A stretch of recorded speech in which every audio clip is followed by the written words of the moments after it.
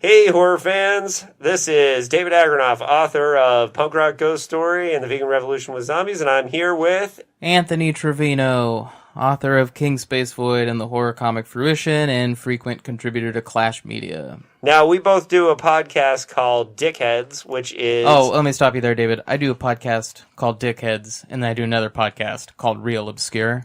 So That's true. Just FYI. But usually we're commenting on science fiction because we talk about the work of Philip K. Dick on our podcast. But today, we're going to talk about a horror fiction anthology, but we're both big horror readers, and that's kind of our first love. So for anyone who's interested in why we're talking about horror, that's why. But we're going to talk about today a book called A World of Horror, edited by Eric J Guignard. Guignard. The internet will tell us if we're wrong. Yeah, Eric, tell us if we pronounced your name wrong. But it's also illustrated by Steve Lines, and it has illustrations throughout.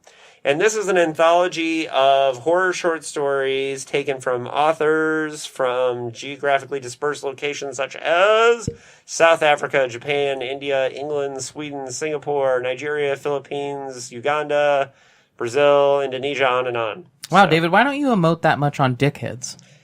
I'm going to work on that. But anyways, we've got... we're going to talk about this book. This anthology is part of a press called Dark Moon Books, which Eric does. And they've been releasing a lot of really good horror collections. Especially, they have a series of primers devoted to individual authors, including Steve Resnick 10 was their first primer. And the second one was Karen Warren from Australia, who actually has a story in this collection. But, and Eric has done a series of different anthologies. I know he's Bram Stoker Award nominated, and he has one also. I'm not sure for what that he won, but he's won one. But what we basically have is 22 stories that come from all over the world and various different authors. So we both read it, and we're going to give you our basically our favorite stories from the collection. Do you want to do an overview first? Or maybe we do an overview at the end. I don't know how you do an overview of an anthology. Yeah. Well, I think overall I have feelings of it as a whole, but we'll get to that after. Let's point out some of our favorite stories. Right, so it's not going to be a super in-depth review, but we do want to bring up some of the stories that stood out to us. Yeah, Anthony, why don't you start first with a story from Singapore? Oh, David, I guess you're just going to pass it off to me now while I'm unprepared. Well, this story from Singapore is it's called One Last Wei Yang. Wei Yang. And it's written by El Chan. Yeah, and it's a mood piece, pretty much. It's like a campfire tale that we see a grandfather tell his grandson a campfire tale. Yeah, and this was the first story that really hooked both of us in the collection. It's only like the second or third story, but it really has a really great, like you said, campfire feel to it, and it's about these like traveling puppet shows that go around Singapore. And what I liked about this story is it has a very international feel. It feels like you're getting treated to something from that part of the world. Yeah. I don't have a whole... I'm sorry, David. It's been a few weeks since I read this book, so you're going to have to cut me some slack here. Right. I think the detail and the language in this story is really well done. Whenever a story is being told within a story, sometimes I roll my eyes, but this is done really well and very seamlessly. Mm-hmm. In the end of it, when they make they note that he's missing his arm, and it's because the shadow eats it. Mm-hmm. At the end of the story was really cool. Yeah, it's a very good story. It's very well written. So, and you had another one that you wanted to talk about? Yeah, so The Things I Do for Love by Nadia Bulkin is actually probably my favorite story in this collection, which is about a man who believes that his child is stricken ill by another man in the community, and he sets out to kill this man he thinks is basically would you call it, a sorcerer or some kind of person who have bestowed evil and sickness upon his child, and it's really cool. And I don't want to spoil the end of it because it's really, really great. And I believe Nadia Bulkin has a collection out by, who is it again, David? It's on Word Horde, Ross Lockhart's his press, and there's a lot of buzz about her collection. I think it's called She Said Destroy. She Said Destroy. It's a killer title. And this is definitely, I think, one of the best written stories in the book overall. It's really lyrical, almost in prose, and it hooked me at wanting to read her collection, which already had a lot of buzz about it. So, what was your favorite story in here, David? I liked The Secret Life of the Unclaimed from Nigeria. The author is, here we go, Suwai Davies Kundaboa. And The Secret Life of the Unclaimed is a story set in Nigeria that has kind of a body horror monster kind of thing going to it. It's definitely a vibe piece, and it's a nice companion piece to a story in here called Obibi. Yeah. Which is... what country did that come from? Uganda. And It's written by Dilman Dila. Mm-hmm. It's kind of another cool body horror. Those two were two of the stories that I really felt got the mission of the anthology right. Mm-hmm. Yeah, where it really felt like you were reading a story from another culture and from some other place. Yeah, and that was one of the problems that I had with one of the things that I didn't think was so awesome about this collection.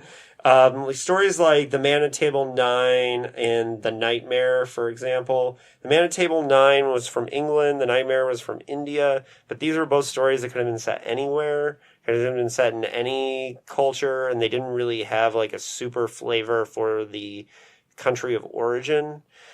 In fact, I don't think there was anything that felt Indian about the story of The Nightmare, and that was one of the weaknesses to me of the collection. Now, Eric had a really interesting process for how he put this book together, right?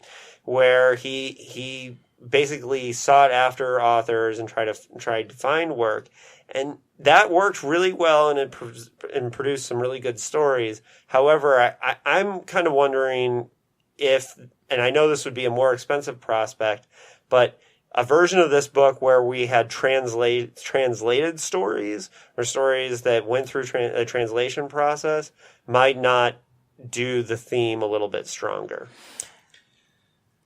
I could see that. And when we say weakness, I don't think we really mean it's bad. Both of those stories are well written and interesting. It's just when I was reading each of these stories, I wanted to get immersed in the culture that the story related to, and some of these stories didn't really fit that mold for me. Right. In some of the stories, the Disappeared from the Philippines, for example, is only a page and a half, and did a really good job of setting that tone and showing the culture within even just a page and a half. I was surprised, though, to see that there actually isn't a story from Mexico in here. Yeah, interesting. Yeah, there isn't. Another one that I wanted to mention that I really liked was the story from the Ukraine, Honey, which I thought was really good. And super well written, if not a bit dry for me. Okay, yeah. But still interesting. Yeah. And so that was one that I know you didn't mark that I really liked. But I think overall, and we're going to try to wrap this up a little bit. But it is all about things I do for love for me. Yeah. Well, you want to talk about that story? Dude, I did already. Oh, yeah. I'm sorry. God, David. Yes, that's the Indonesian story. Sorry. That was a great story. And I think overall, I had a really cool experience with this book, and I really liked this book, and I liked the idea, and I like what Eric was going for with this book.